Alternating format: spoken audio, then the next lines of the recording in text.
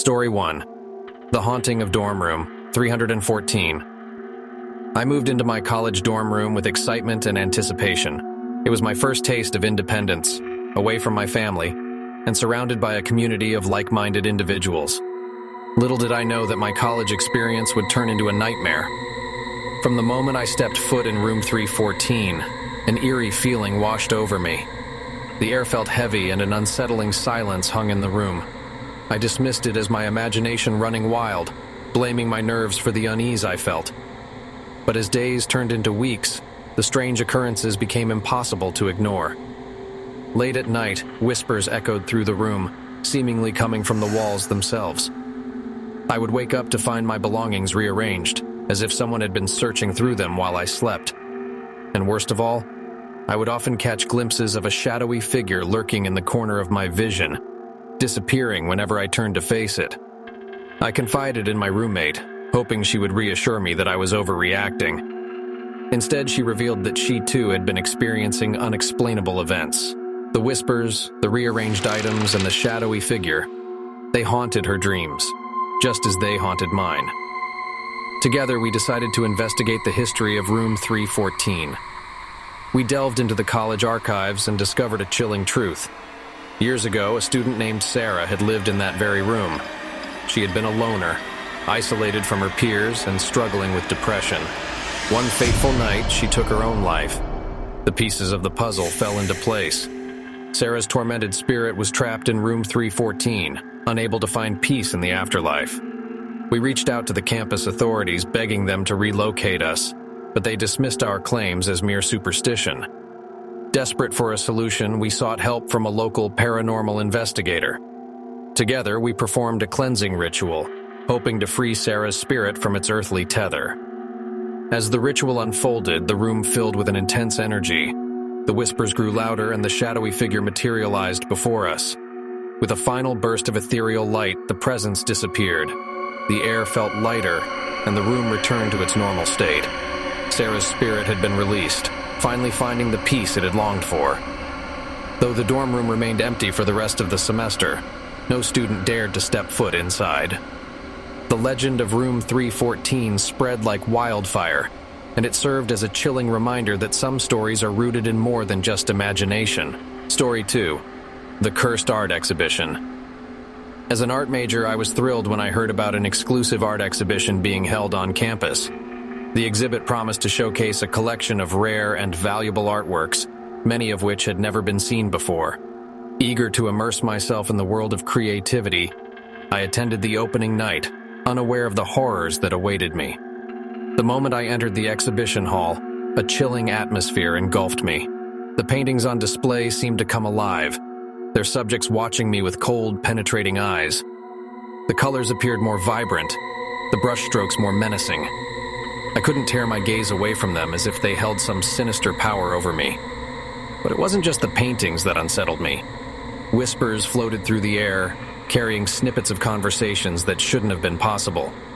Visitors stood in front of certain pieces, their expressions shifting from awe to terror in an instant. Some even claimed to have heard anguished cries emanating from the canvases. As the night progressed, the eerie occurrences escalated. People began to act strangely, their behavior becoming erratic and aggressive. They tore through the exhibition hall, vandalizing the paintings as if possessed by an unseen force. Panic ensued and chaos erupted within the once serene space. I managed to escape the madness, but I couldn't shake the feeling that something malevolent lingered within the artwork. Determined to uncover the truth, I researched the origins of the paintings and their artists. To my horror, I discovered a common thread, a dark history of tragedy and suffering. One artist had been driven to madness by unrequited love, pouring his anguish onto the canvas. Another had painted scenes from his nightmares, hoping to exorcise the demons that haunted him. Each painting seemed to carry a piece of its creator's tormented soul. Realizing the danger these artworks posed, I pleaded with the college authorities to remove them from the exhibition, but they refused, dismissing my claims as baseless. Undeterred, I sought the assistance of a renowned art historian who specialized in cursed objects. Together, we devised a plan to neutralize the malevolent energy within the paintings. Armed with ancient incantations and protective talismans, We returned to the exhibition hall. As we chanted the ancient words, a powerful surge of energy filled the room. The paintings trembled, their sinister presence weakening. In a final burst of otherworldly light, the paintings were cleansed. The oppressive atmosphere lifted, and the once cursed artworks now stood innocently on the walls. The nightmare was over. The exhibition remained closed indefinitely, a haunting reminder of the power art holds over the human psyche. The paintings were stored away, forever locked in a vault, their dark secrets hidden from the world. Story 3. The Mysterious Library Whisperer. College libraries are supposed to be places of quiet study, a refuge for students seeking knowledge. But in my college, the library held a dark secret, a presence that whispered in the depths of the night, luring unsuspecting victims into its clutches.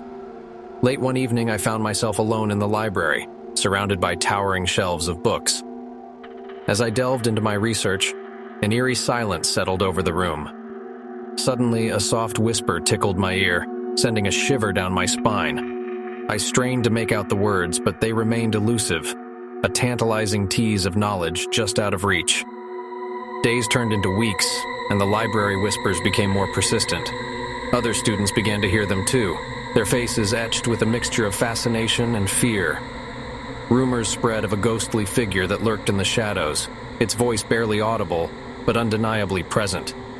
Driven by curiosity and a desire to uncover the truth, I embarked on a quest to uncover the library's secrets. With the help of a fellow student, we scoured the archives, searching for any information that could shed light on the whispers. Buried deep within the library's history, we unearthed a forgotten tale. Decades ago, a librarian named Amelia had vanished without a trace. She was known for her love of books and dedication to her work.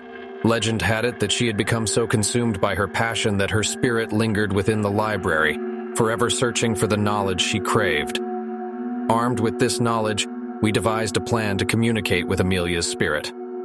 We returned to the library after hours, armed with a Ouija board and a burning desire for answers.